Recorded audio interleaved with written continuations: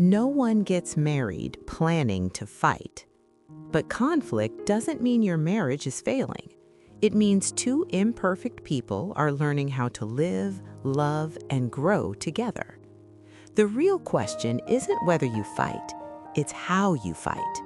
Because there's a way to argue that brings clarity, and a way that leaves wounds long after the words stop.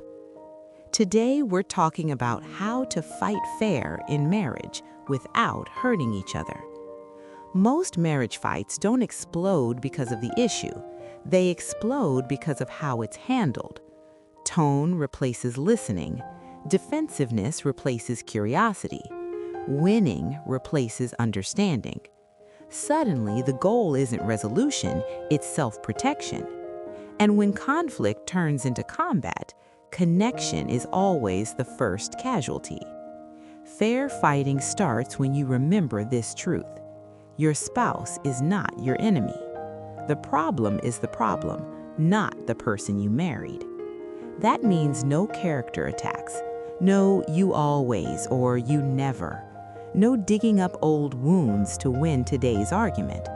When you fight the issue instead of each other, you protect the relationship while addressing the tension. Strong emotions don't mean you're wrong, but unfiltered emotions can cause real damage. Fair fighting requires pauses, moments to breathe, moments to choose words instead of reacting. Sometimes the most loving thing you can say is, "I need a moment before we continue." Because slowing down isn't avoidance, it's wisdom. Fighting fair means changing your goal. Not "how do I prove my point," but "how do I help you understand my heart?" Use "I feel" instead of "you did." Share impact, not accusation. And when your spouse speaks, listen to understand, not to reload. Because feeling heard often heals more than being right.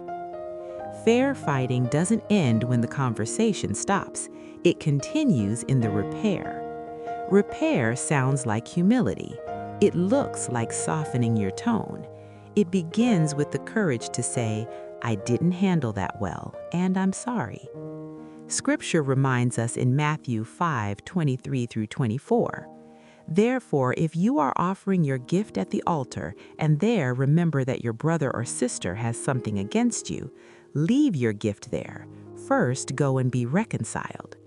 Because repair matters more than pride. Repair doesn't erase the issue, it restores safety while you keep working through it. Healthy marriages aren't built on being flawless, they're built on the willingness to reconnect again and again. There's a quiet wisdom in choosing gentleness when emotions are high. Scripture tells us in Proverbs 15:1, "A gentle answer turns away wrath, but a harsh word stirs up anger." Not every conflict needs a sharper argument. Some need a softer response, a calmer voice, a heart willing to protect connection over control. Whether your faith is deeply rooted or gently unfolding, this truth still stands. How we speak shapes what survives the conflict. Fighting fair isn't about avoiding hard conversations. It's about choosing words that heal instead of harm, and answers that bring peace instead of distance. You're not fighting against each other. You're learning how to stand with each other, even in the tension.